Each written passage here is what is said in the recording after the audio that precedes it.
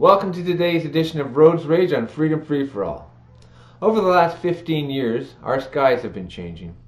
And today we want to look at just what has changed. I am, as many people know, I'm referring to what we see being left in our skies by jet aircraft. Are they simply condensation trails? Nothing more than water vapor? Or could these trails be made of something else? I'm honored today to be joined by Mr. Clifford Carnicom, founder of the Carnicom Institute. Mr. Carnicom has spent more than 15 years researching and documenting these trails. Mr. Carnicom is with us on the line. Let's hear what he has to say. I'm glad you could join us. Could you tell us a little bit more about yourself? Yeah, well, I would describe myself basically as an independent researcher.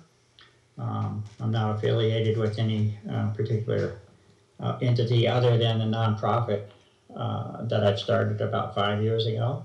I do have a background in the technical fields. I worked with the Department of Defense and the Bureau of Land Management as well as the Forest Service for 15 years with a federal career. And worked in geophysics primarily with the Defense Department, gravitational modeling and that type of thing. So my background is fairly strong in the technical sciences. But I'm acting entirely as a independent researcher, as well as president of a nonprofit organization here dedicated. Carnicom Institute is the name of it, and started about 5 years ago, and it's dedicated to environmental and health research and education. Excellent, excellent. Mr. Carnicom, I would just like, I've been reading numerous official government documents that talk about weather modification and cloud seeding. But it seems that what we're seeing in the sky here these days is something much greater and more widespread than anything that we're seeing in any government documentation. Could you explain in simple terms the physics of contrails and why it appears that we are seeing something different here? Sure, we're seeing something different because something different is happening ultimately. But, you know, the language here often has become very muddled, and whether that's intentional or not, it may be hard to say, but it certainly obfuscates the issue. And I think what I would do is build this up through three different layers or levels of discussion. And I'll attempt as best as I can to relate it to what we can understand as common citizens. Sometimes I get a little bit too technical because that's my nature, but I'll try to be fair about this. And the first part would be to start with that of a contrail, okay? And a contrail by definition, it's water vapor. This is what it is. It came from the word condensed and trail. And there is history here, and it's helpful to sort of look into this history. I'm 60 years old now, and I've been watching aircraft since I was 12 years old or so. I've always had an interest in aviation. And there was no mystery, and there was no uncertainty that a contrail was indeed water vapor. And that's how those of us my age or so have grown up with that, and we're not surprised by that. Now, to relate that to fairly simple terms, if something truly is water vapor, then that experience and the physics of that are actually rather familiar to us.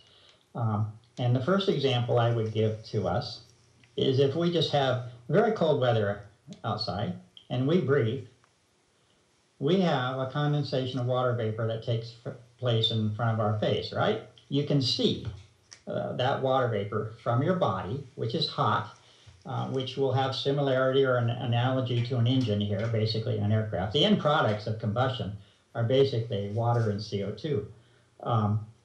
It's not any different in our body ultimately than it is in a jet engine if you have complete combustion. But this water goes outside of our mouth, and what happens? It condenses in front of our face, and then what happens? What happens is it mixes with the surrounding environment primarily, right? And it's not there very long before it will dissipate. So why is it dissipating? It's dissipating for a couple of reasons, primarily due to mixing, but if there's sufficient basically heat in the atmosphere or source of energy, such as the sun, then it will also basically evaporate. It'll change from a solid to a gaseous state, so you won't see it anymore. This is what happens, and that's a common experience for all of us, right? Yes, but Mr. Carnicom, I've been hearing other arguments from professionals in the field of climatology that modern aircraft now have design improvements which allow them to fly above the troposphere into the lower stratosphere, whereas before they could only fly in the troposphere. And I'm told that the trails we are seeing are simply due to the updated technology of the new aircraft, and therefore we are just seeing the differences in between the atmospheric conditions in the two separate hemispheres, the strobosphere and the troposphere. So what they're saying is that when the exhaust emissions are mixed into the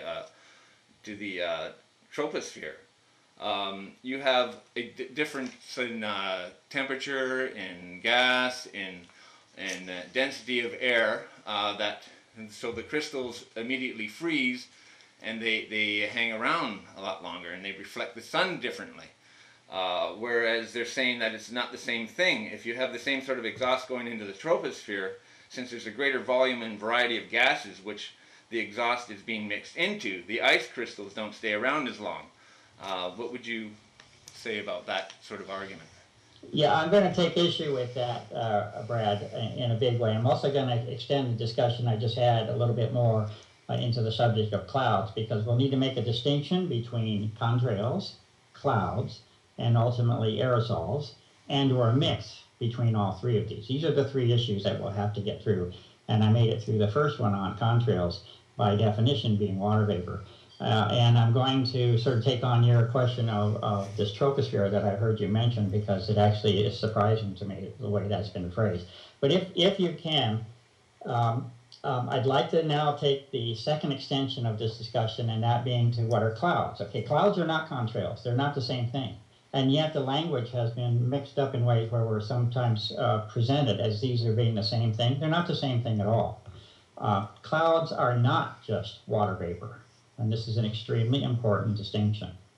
If you look at the formation of clouds, they will require a minimum two things. So a few things will be involved, but two things that they absolutely will require is they will require water vapor, fair enough and sure enough, and at a sufficient level.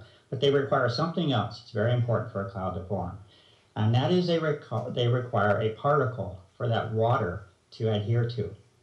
Extremely important difference, that there is a physical particle, a solid particle of some size, very small actually, that the water needs to coalesce around to actually have a water drop in the atmosphere. So clouds are not just water vapor. They require particulate matter, they call them condensation nuclei, in the atmosphere for them to form. So to start by mixing up these two things and calling, quote, contrails clouds, as though there's no distinction, is not true at all. And I would point, if you want a great illustration sometime, but people will go to YouTube and look up this video from a fellow from Chattanooga, Tennessee, a professor down there. And the title of this thing is called Cloud in a Bottle. I'm sure it should be easy for you to find. It's called Cloud in a Bottle. It's about 5 minutes. Watch this guy and watch what he shows you. And he will show you basically how a cloud forms. And he'll use a pop bottle. He'll use a very simple method of a soda pop bottle, a clear one, to show you how a cloud forms. And you will find, after you watch this video, that you will see a very important presentation and distinction related to what I'm seeing. And that is, and not to spoil the punchline entirely, but you will see this guy try to form a cloud, quote, water vapor, condensed water vapor within this bottle when it's perfectly clean. It won't happen. Then he will introduce some smoke. Smoke, i.e. extremely fine particulate matter, right? He will then introduce some smoke into that bottle in addition to the water vapor. And you will see the cloud form, you see? He gives you a very direct visual representation of the distinction between clouds and strictly condensation. So the first thing we have to do is separate out our language and not confuse the two. Because the third level of discussion for us related to your initial question was the question of aerosols, okay?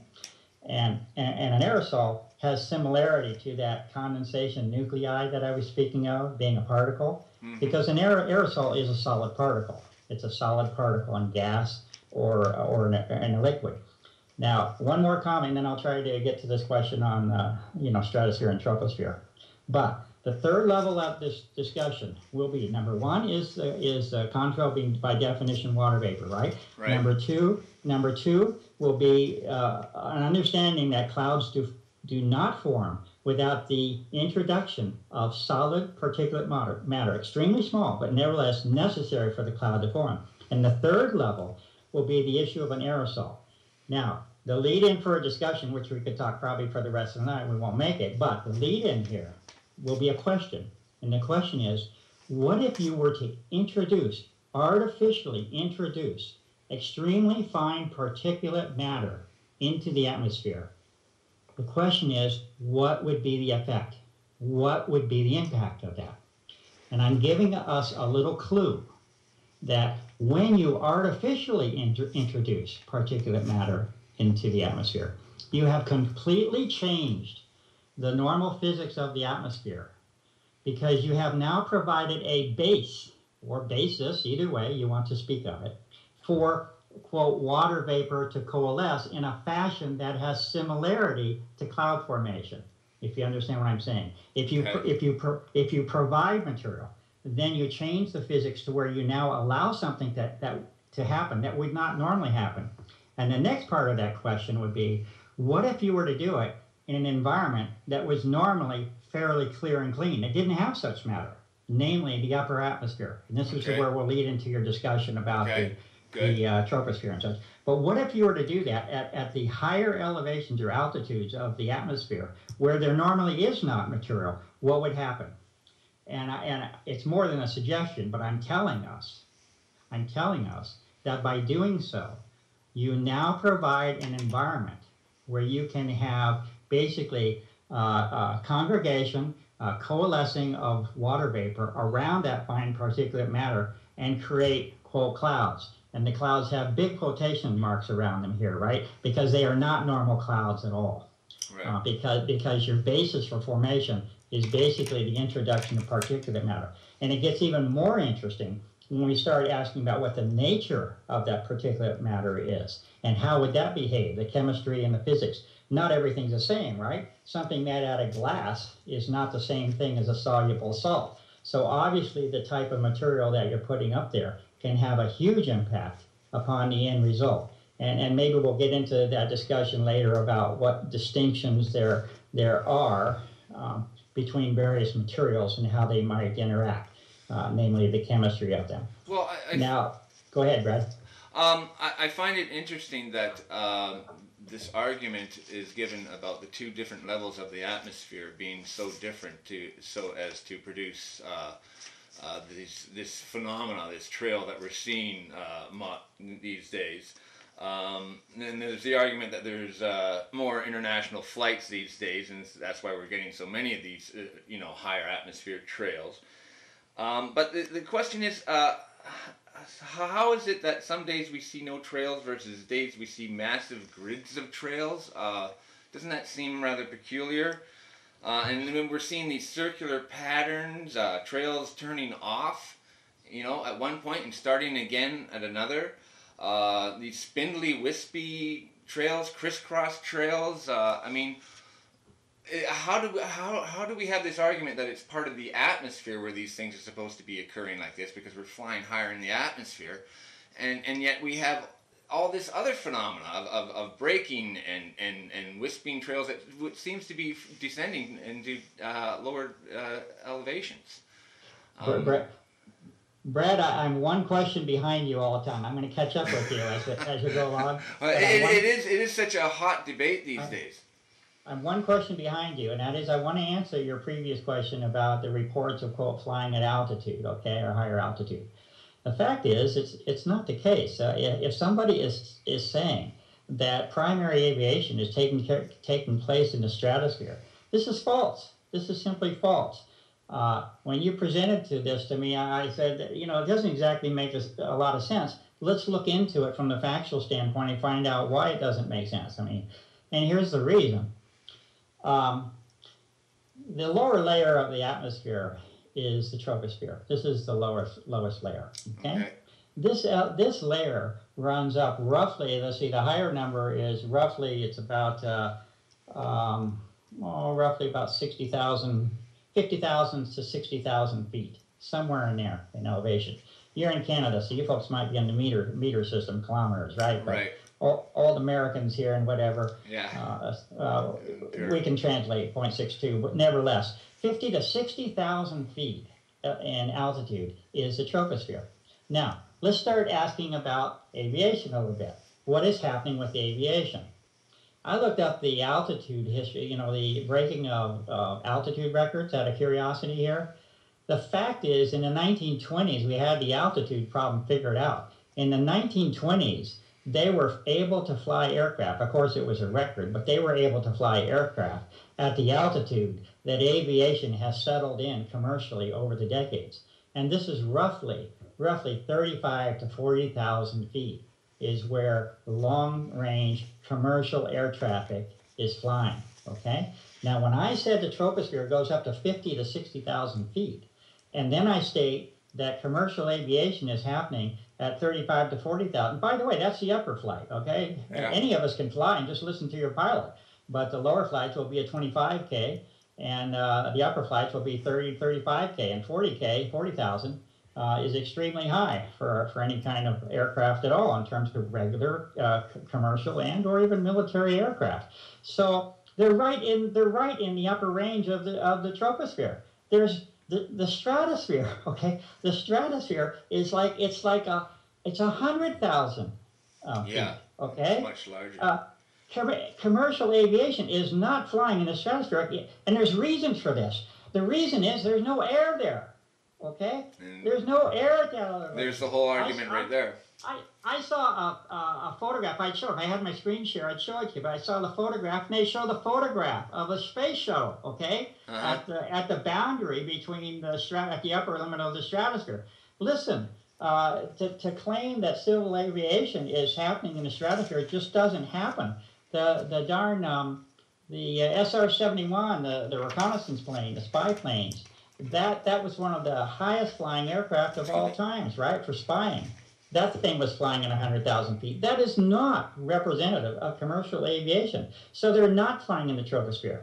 And there's all kinds of reasons for that, but the fact is it's at the upper boundary of the troposphere because that is where the air should be stable, relatively stable, smooth, low moisture content. This is important because when we start talking about cloud formation, there's a reason you don't have cloud formations in dense levels, at the higher levels of this troposphere, of the atmosphere. And that's because there's no water up there. The moisture level at the upper atmosphere is normally considered very low. I've measured it. You can look at it. The upper atmosphere is actually fairly stable. By upper, I mean troposphere, upper limit of the troposphere. It's a stable environment. This is why they fly there. You don't want weather. You don't want instability. All that happens at the mid-level elevations, like 15,000, 20,000, 10,000, okay? That's where weather is happening. You don't want to be flying through that. And you want to fly where there's enough air to support your airplane, right? So that argument about, changing the environment of aviation doesn't hold. Listen, aviation has been stable for 30 years in terms of where the optimum place is to fly, and they know that. It's at the upper range of the troposphere. So I wanted to answer that question. I'm still trying to catch up with you. I'll try and get there eventually, okay? But then you start asking about, well, how do you have these lines that, go around in circles and turn off and on and form geometric patterns or don't make a whole lot of sense? And you have them because they're happening, and they don't make sense, okay, in terms of commercial aviation. Listen, what's the job of a commercial plane? It's to get from point A to point B, right? It's to get there the quickest and cheapest and safest that you can. It doesn't have the option of running loops around the sky or changing its path abruptly, okay, on a regular basis. That's true. So the fact is, the sort of the unusual geometry as well as the location where this activity is happening is not representative of commercial aviation. And it is because there is a artificial alteration of our atmosphere. Ultimately, this is a claim that I will make to you as well as the listening audience. There is a deliberate, systematic alteration of the atmosphere, okay, with the systematic introduction of massive amounts of extremely fine particulate matter, of which we haven't discussed the nature of yet, that chemistry, okay, which is important. Well, and it has allowed for a complete transformation of that upper atmospheric environment. And this is why people for the last 2 decades now, a decade and a half, have been screaming for their legislators and for the environmental agencies to basically answer their questions about what's going on, because they have common sense and they understand that their world is being changed and has been changed, and most people do not like their world polluted. At the very least, this is the simplest level, that of pollution, without their consent. Like I have an article here from rebel.ca dated August 20th of 2013, quoting Dr. David Suzuki saying, many now argue that the best way to protect humanity from the worst effects of global warming is to alter the Earth's natural systems through geoengineering.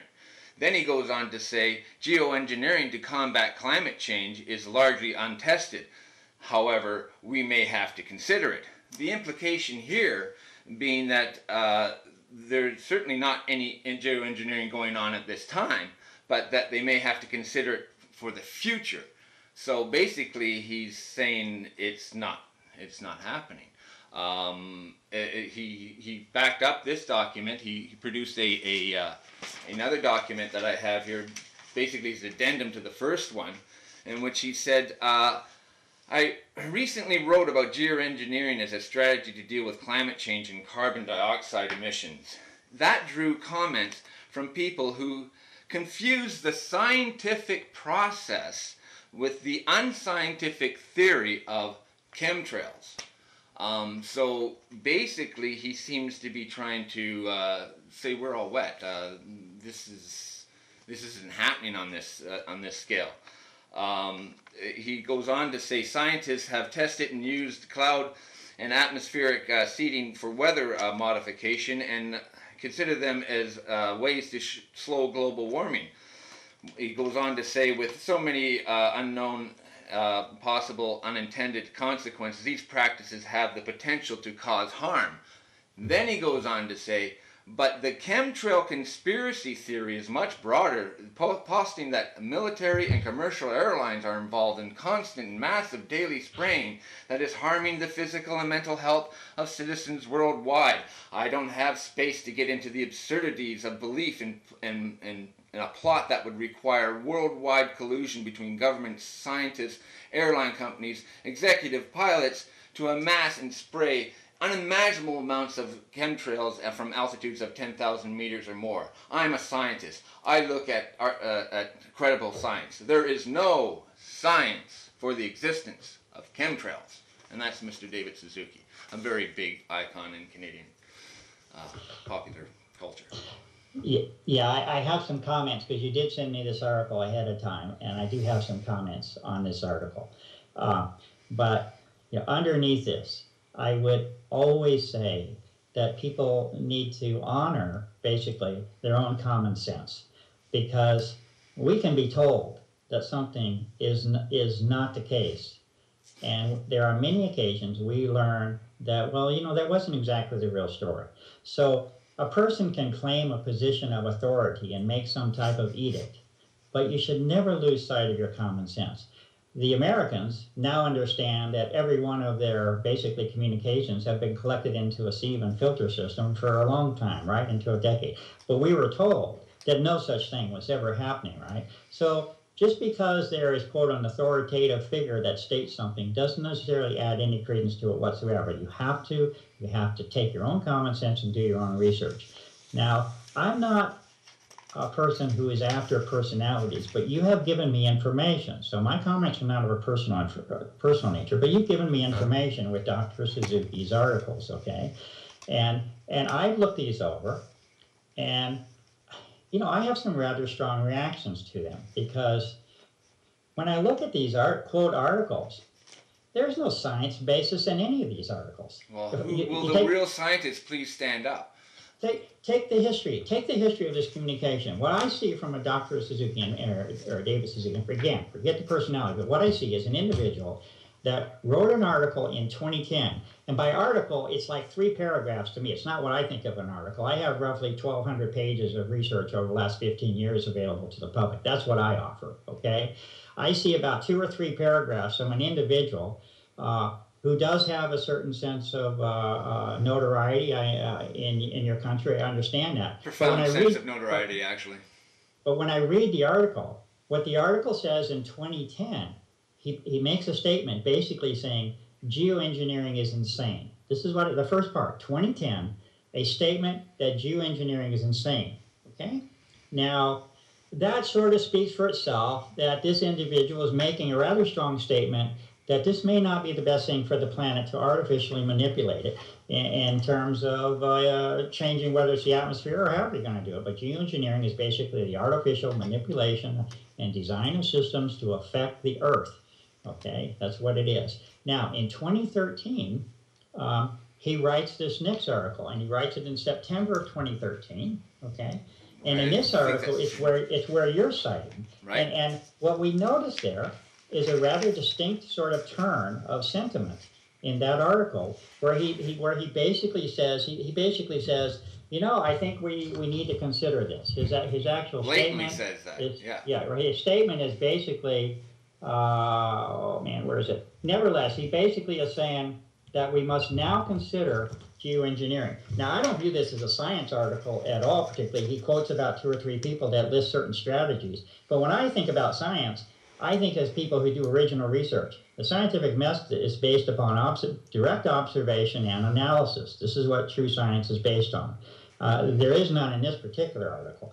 It's simply, it's really more of a psychological article than anything when you look at it, because there's basically a characterization of people. This is a sentence. This came in August 2013. So 3 years later, he writes a statement that says, as you said, largely untested. Because we've stalled so long on reducing carbon emissions and still aren't doing enough, we may have to consider it, all right? So in 3 years, you have a change of sentiment. I personally don't have an explanation for the change in sentiment, but I would say there's a dearth of material in between, because I don't see any basis of science for it.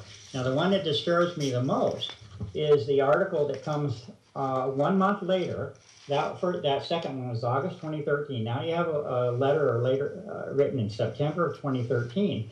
Now, this article is rather classic because there's truly no science in this article. If you read this, I looked through this, and the language here, it's basically full of psychological characterization of individuals as opposed to any type of science.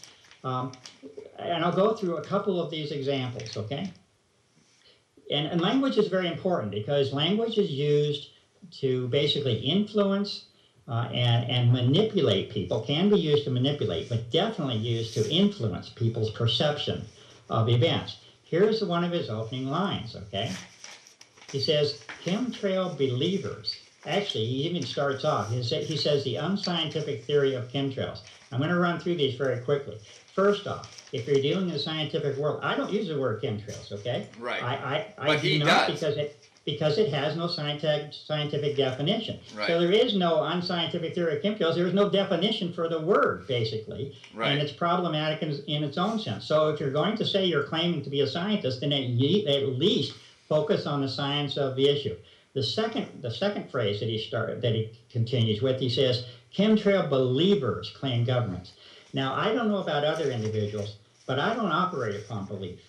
I have 15 years, basically, of scientific observation and analysis offered from the standpoint of an independent citizen to provide the public with information to make them aware of this artificial transformation of their environment that has taken place, which has numerous implications and consequence, both for the health of this planet, everything that dwells upon it, as well as our own health. This is not a belief system. And when you use this language without justifying it with any adequate science, then it has very little standing from my standpoint, okay? I cannot attach a great deal of substance to these type of statements, but I do recognize the use of language in an attempt to, let's say, develop and influence people's perceptions of an issue without addressing the real issue. I would say this is perception management for sure. Yeah. Now, this is... here's the next line, okay? The next line says, and this is not in order, I mean, this is not in sequence, but these are the openings of several paragraphs. The next opening to a paragraph is, he says, that I don't have space to get into the absurdities of belief in our plot. Now, take this language again, okay? Take what happens. He says that he doesn't have time. And again, this is not a critique of a personality, but this is a critique of information.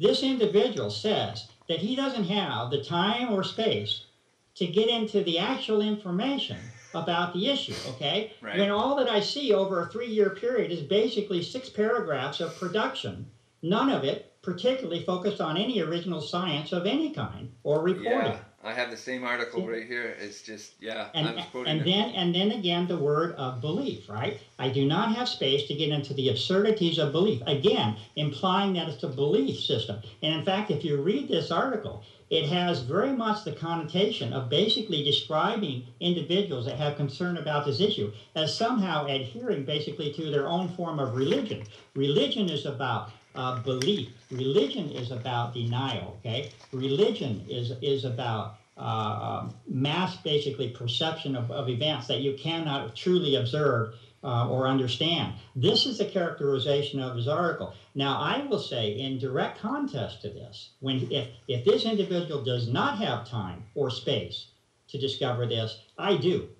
Would you, and I have. Excuse and me, I Mr. Carnicom. Go ahead. Would you be willing to debate Mr. Suzuki if the opportunity could be arranged? Yeah, the answer is yes. I'm not a person that seeks, let's say, contest, but I am a person that seeks rational discussion and open disclosure. Well, I think that's what's warranted, and that's why I was wondering. And again, I don't have an objection. I'm not, again, this is not about personalities, but this article, this person is coming out and saying that, I've got the article right here, and he says the science is clear. Human-caused climate change is the most pressing threat to humanity. We must work to resolve it. We don't have time for debunked conspiracy theories. So is what you're talking about a debunked conspiracy theory, Mr. Carnicom? I don't even use the word. Okay, here's another one for you, okay? The use of the term conspiracy is obviously very directed over the past decade again to manipulate or to influence. Just the word. Wait, there is a certain image that comes to mind when you use the word conspiracy, right? Yeah. Now, here's how I take it, because I'm of a person that basically looks at my world as what I at least think is in a fairly objective and rational mode, and I don't have an agenda here, all right? But if you go to your dictionary and look up what conspiracy is about, okay? And a conspiracy is a plan. It's a plan to conduct basically a crime, okay? Here is my issue with this word. We're not speaking about a plan to organize some effort. My word that I use, at this time, I've been in this for 15 years in terms of watching and studying what has happened to our world. My word is crime. Conspiracy was when you plan to execute a crime. Right. My statement, and this is not a belief statement, this is my factual interpretation, a crime has been committed. It is a crime, it is not a conspiracy. Well, these people seem to be telling us to listen to them and believe what they have to say, regardless as to what we see with our own eyes or anything else. And it's basically, they seem to be claiming the authority to tell us what is true and what is false, and you're not to argue with them because they are the official scientific establishment. One of the roles of government, right, is to basically, you could call it influence, control, manipulate, whatever level you wish to, basically public behavior and perception, is it not? And so it is necessary, basically, for those that have that need to basically act from a standpoint of authority. But you know, where we're coming from tonight, as I understand it, is basically the willingness of the individual to look honestly at the changes and alterations that are taking place in our environment, and trust your own good common sense, and you do your research to your heart's content if you want. I've done it for 15 years, and I have quite a library of material available for people to study, and they can decide what's true or not. Excellent. You know, people are saying they express their skepticism, saying, "Come on, you know, aluminum or barium falling from the skies. Show me the evidence." You know, so let's look at what sort of evidence you have based on your research. What would you say we are actually looking at in these trails? Okay, let's. Okay, first thing is to be aware that such papers exist. Okay, if you go to the institute site, carnicominstitute.org, and you go to that site and you click on the link that says Research Library, you will find a library of 15 years of research work. And in that library, you will have roughly 300 plus papers that are based upon either direct observation or analysis of this world around me. Okay? Now, that work starts in 1999, and it has a rather complex evolution of information on it. But the early years, the very first 2 years or so, were spent simply on photographing. Listen, if something is unusual, what does the person do? You record it, right? If you think something is happening that's unusual in your world, you record it. So I spent 2 years roughly photographing, working with photography and just saying, hey, this looks like it's off, something's wrong here. I call attention to it. That's my job, right? And there's an evolution that takes place here. And we're still speaking of the very early years, but then there's a stage where you start to ask, well, you know, the next, first of all, you document, you call attention, say, hey, looks like something's happening here that's wrong. Then what happens, you seek out responses from, quote, the individuals in authority and the public officials to answer your concern, right? This is the next stage. Right. And there is a history of that occurring, not just by me, but basically the public. You have years where people were basically calling and saying, something is wrong here, I request an investigation, and they expected such a response. That response has been documented, at least in part, on my website, and right. The response was woefully insufficient, right? Okay, so then you have the lack of response when it was appropriate to respond by those in positions of being able to respond. Doesn't happen. So what is necessary then? What is necessary then is that the citizens now have to start taking that call. Citizens have to now try to perform the duties and services of those that have the resources that are unwilling to do so. So already the citizens are in a highly disadvantaged position, right? But if they're committed to what they do, they will pursue it. And this is what I did for several years. And again, we're still in the very early part of the work because we're not at the stage of talking about analysis. But in answer to your question, you will find scores and scores of papers written based upon direct observation and sampling of the environment, meaning what? Meaning air and water, particularly soil, air, water, and soil, by me as an independent citizen out of necessity. Not because it's the right way to do the work, but it's done because it was necessary, because there was no adequate response. Now, that history is completely laid out in terms of what I was able to find. Now, one of my strongest positions is that the citizen should never have to be in this position.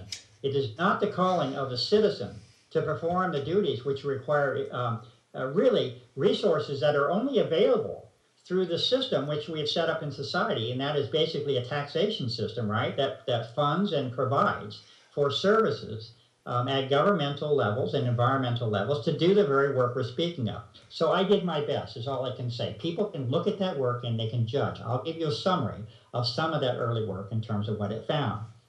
That work found three main classes, 3 to 4 main classes of materials. Now, when we started this conversation today, I also hinted that the nature of those particulate matter, that particulate matter that you're introducing into the atmosphere, that's important. Not all things are the same, right?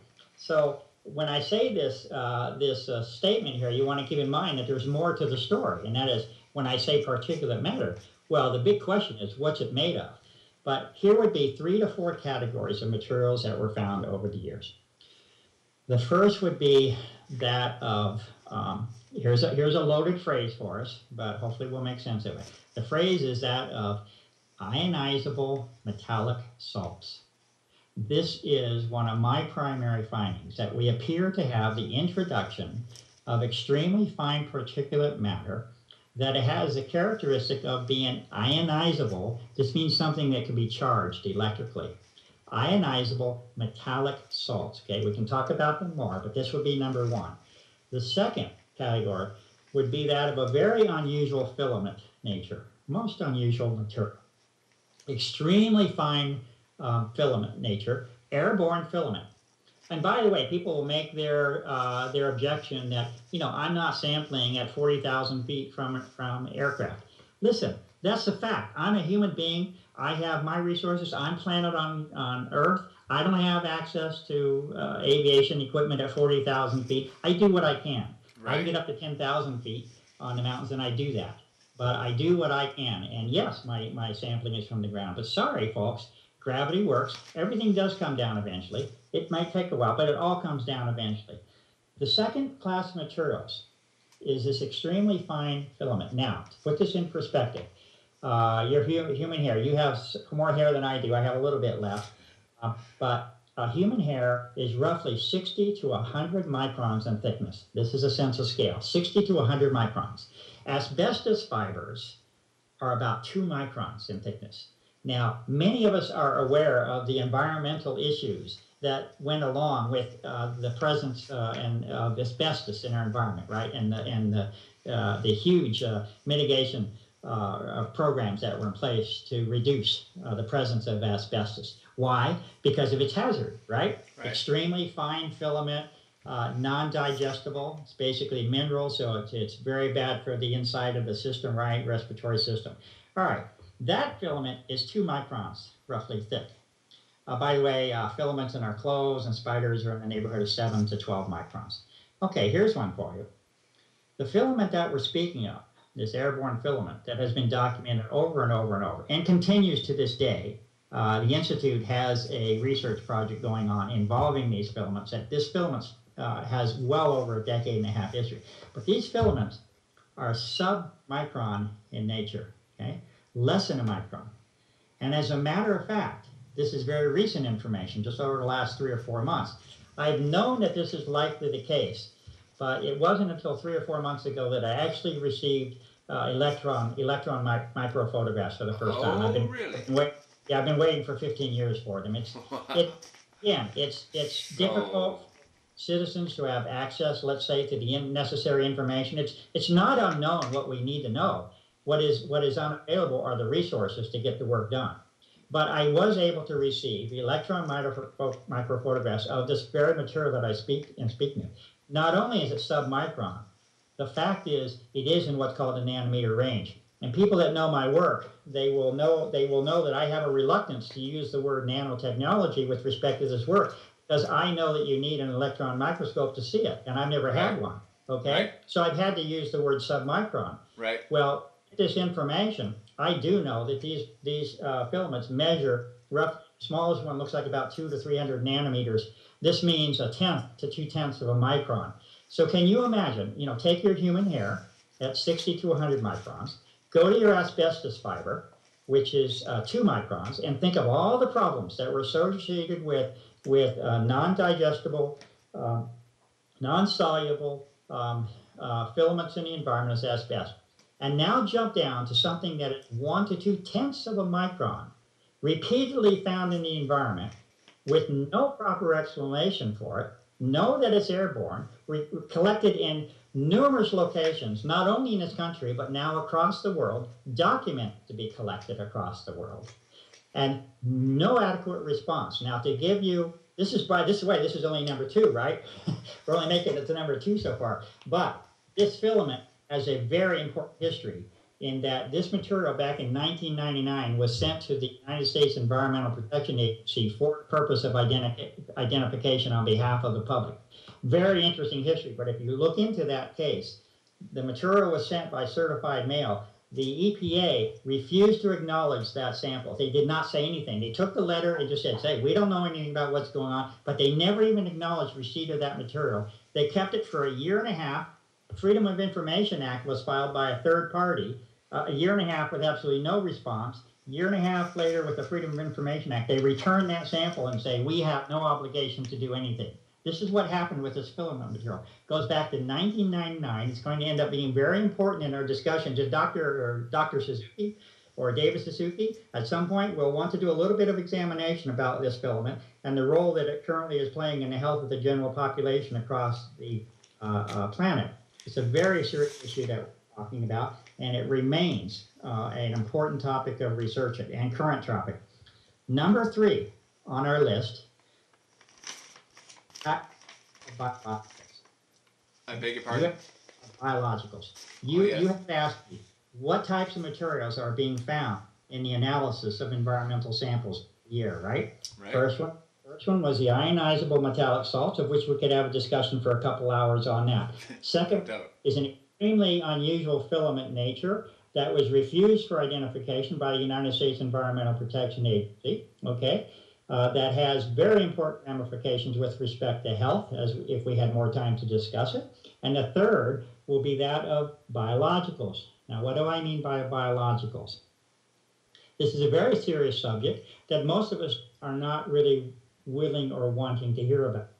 But the fact is, if you look at those papers and reports over the years, you will find, again, dozens to scores of papers that document the existence of what you would call, I'll say it this way to be diplomatic first, unusual biological components is my phrase of choice. Unusual biological components. Okay. Now, what does that mean?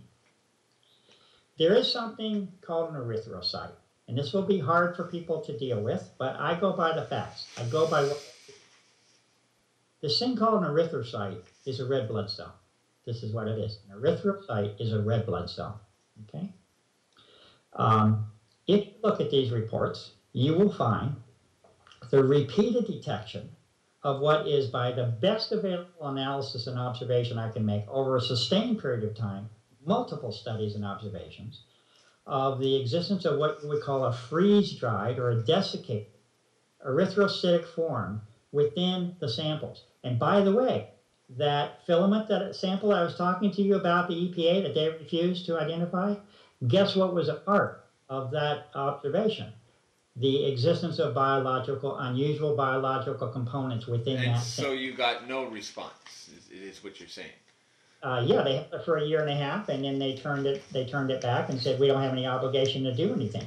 Okay, so why are we getting all these institutions that are supposed to be respected for their service to the community, and we're getting nothing from them? I mean, on such a wide scale. Why is that? How is that possible? Why is your work so unique and unheard of in common society?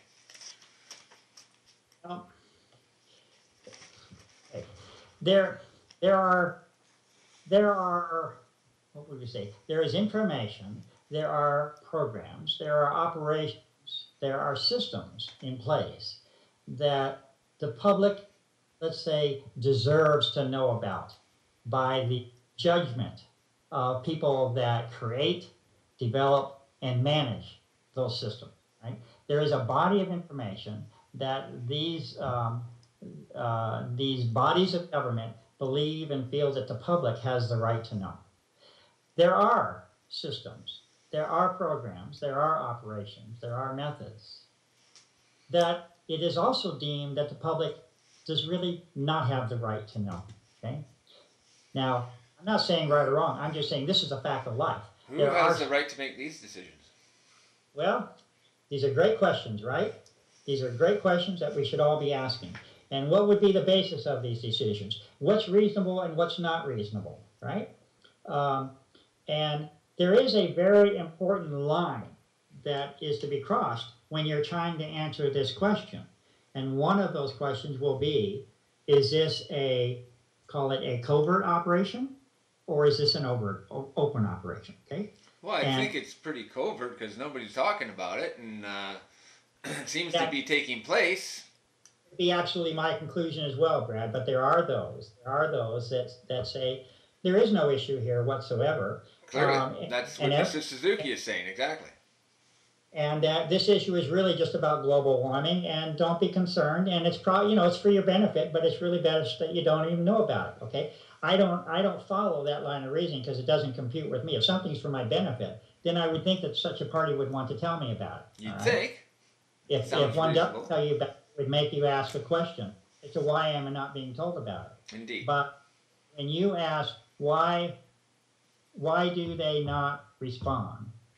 I have made the conclusion, that this indeed is a covert operation, okay? We don't even know the extent necessarily of, quote, those in position of authority about how much, quote, control they even have. We don't or knowledge they even have. I think it's probably a need-to-know basis, I would imagine. Extent of this, but there are such systems in place, and people say, well, how could such a thing be? How could somebody say anything, okay? That's the sort of feedback I get. I'll give you the simplest example in the world I can give, and if I was running the show, listen, I would design the ship so, loose ships sink lips, right? So that no word gets out, or else it's not successful as a covert operation. The simplest example I can give to anyone, and I can ask you, was the atomic bomb a covert operation? And I can also ask you, did the atomic bomb by the United States, did that project succeed? Quote, this is not about right or wrong, right?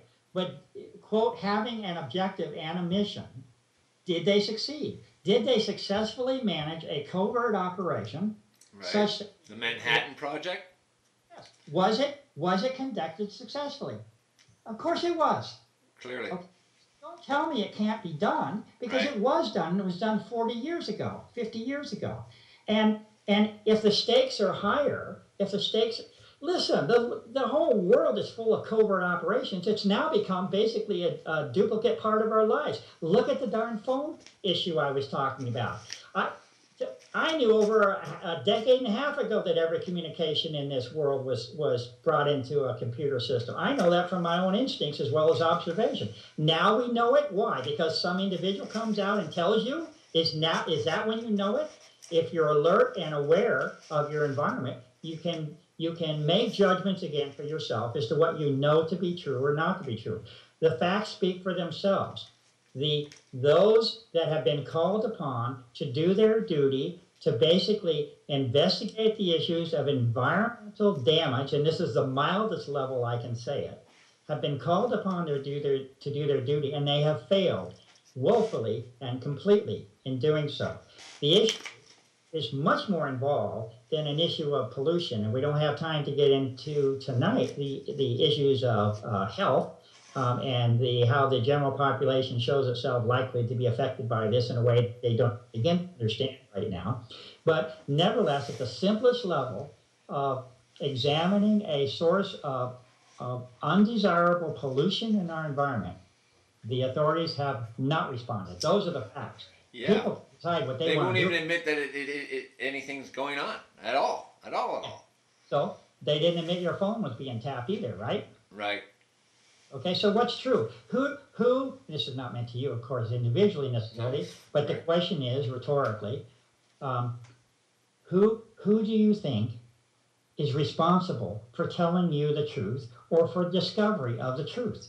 Who is that? Is it some separate person from yourself? Is it some higher government official that is responsible? Well, people do defer to authority figures, unfortunately, when it comes to what they consider true or not. and that seems to be what they're doing here, is they're trying to sort of circle the wagons and saying anybody that suggests that there's a massive campaign to spread unidentified particulate matter in the sky is crazy.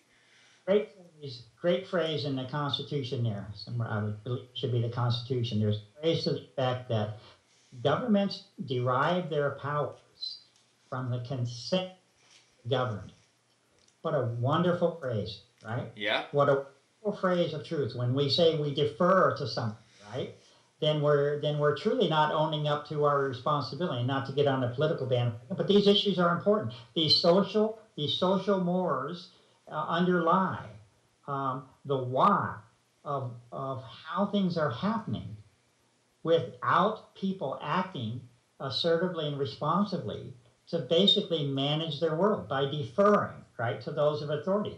What we're saying there, and it's written in the Constitution if you believe those words, that the actual power that such an entity has only exists because of your consent, okay? Right. Now, when do people realize that there's a mutual responsibility there, right?